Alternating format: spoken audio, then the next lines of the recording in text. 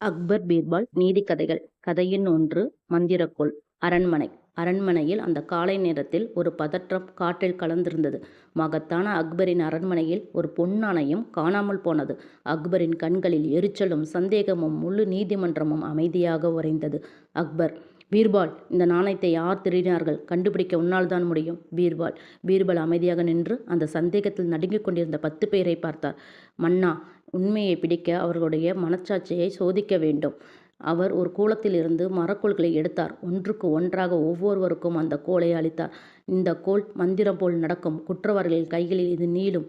அந்த இரவு அரண்மனை முழுவதும் இருளில் மூழ்கியது. ஆனால் ஒருவன் மட்டும் பயத்தால் நடுங்கிக் கொண்டிருந்தான்.